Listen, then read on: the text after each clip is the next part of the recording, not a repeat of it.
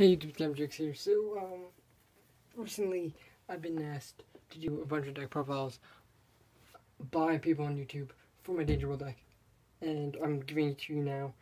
So I recently went top 2 at my locals got top 2 in my locals with this deck.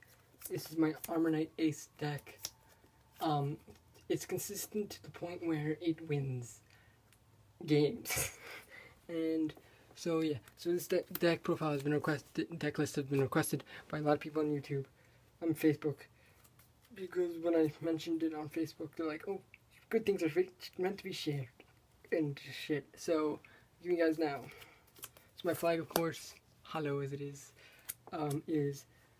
the Danger Wolf flag, of course, and then Armorknight Karai. Sorry, but the quality sucks.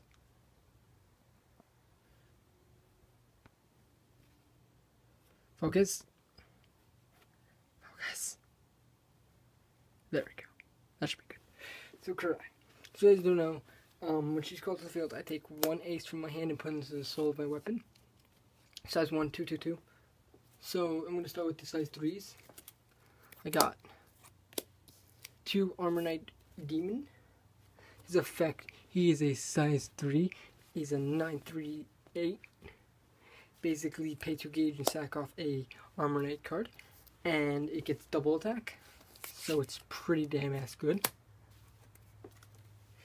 I was told to run it by Chris Neves, who won qualifiers twice in a row, which is also my friend, who also gave me some little bit of advice in this deck, but like I came up with the build mostly myself. Shit, these things suck. Next, you got size 2s for Armorknight Cerberus Ace. When it's a size 2, pay 1 gauge to call it. It's a 6/3/6. When it's on the field and you have 5 life or less, put in the soul of your weapon. And while this card's in the soul of your weapon, it gains 2 crit. And you can pay 3 gauge to give your weapon 3 more crit, which you don't really use a lot. It's basically just for like, if you need to. I never use this effect once. The effect once at all, ever, because I don't need it. 3 Armorknight Medusa. It's a basic size 2, 5/2/4 with penetrate. It's a free penetrator, so it's pretty damn ass good if you say so. If I don't say so myself. Next, 3 Armorknight Griffin. When this card, it's a size 2, 4/3/4. When this card's in the soul of your weapon automatically gets penetrate. It's pretty good. Gets 2 ply, get 4, so 3 is just fine. Next, for the buddy, of course, since I'm running as my buddy, for Karai, I explained what she does already. Size 1, 2/2. Next, I got 3 Armorknight Gargoyle. When this card Ace, when this card's in the soul of your weapon, you can remove it from the soul to nullify an attack. It's pretty good. It's a size 1, 2/2/1/4. Next, 3 Armorknight Asmodai. Yes, 3, not 2. When I run Asmodai, I don't see it ever when I need it. So 2 was just way not enough. So I find 3 is a good consistent number, and for me, I just get it and I play it and I win. It's just Armorknight. It's too good not to play. It's just a staple for every Armorknight deck now. It's a 5/2/1.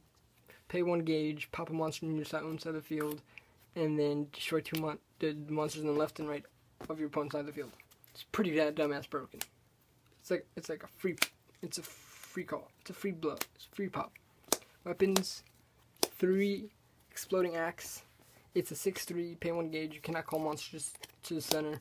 It's pretty damn ass good for a 6/3. Next, I know what you're gonna say. Oh, you're running this one experience. I'm running it because it's 3 crit, and it's a 3 crit. That's all I need to say. It's like a 3 crit for 1 gauge. That's pretty good. I mean, it's a 3/3, but still, it's 3 crit. That's pretty good, and it's all shiny. So then 2 Heretic Spears, what's called Historic Spear. The reason I'm running 2 is because it's a 2 gauge for a 5.2 when I can pay 1 gauge for a 3.3 or a 5.5 and then give it penetrate. I mean a 6.3 when I give it penetrate, and it's just like, I mean, I do use it. It does come in handy. It has 1 week games, but still 2 is just good enough. For, you don't really need to run more than that with Historic Spear. The one I like to have it out is the axe. Now for my spells,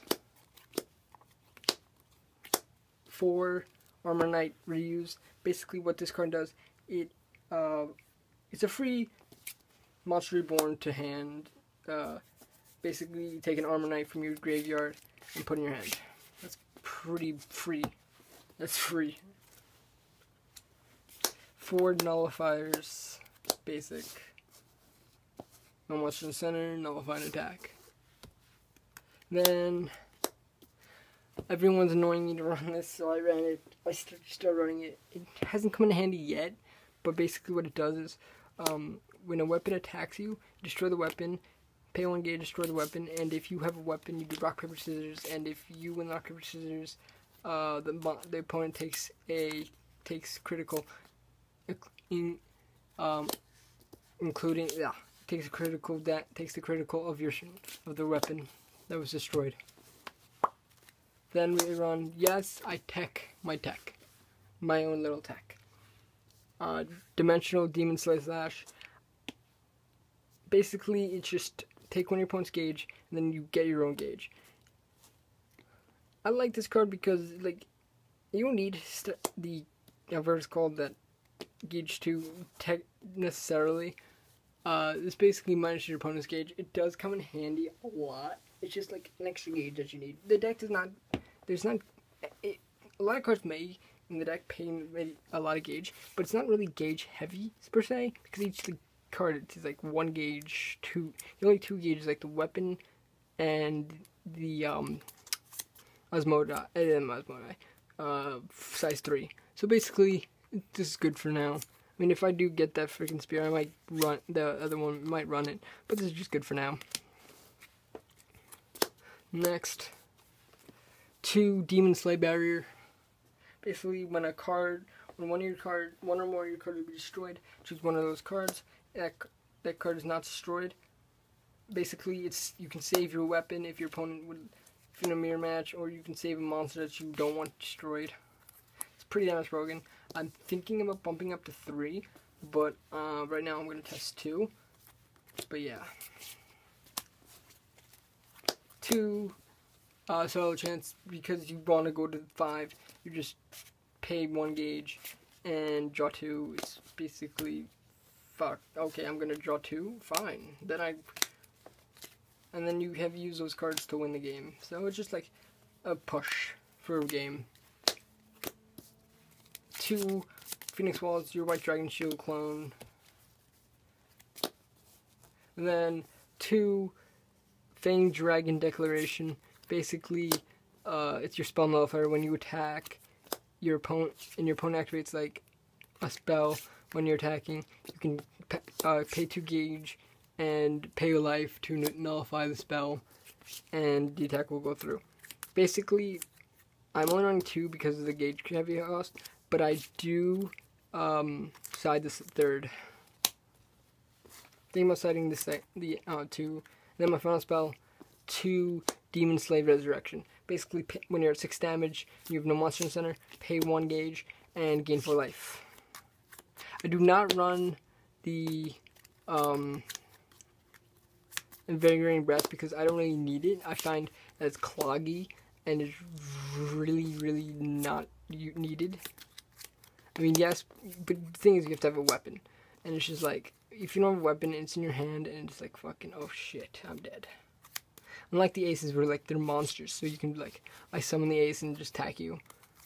I mean, this card's better because you're just, like, gaining life, 4 life for free. So yeah, so that's my deck profile. Tell me what you guys think in the comments below, and I will see you guys later.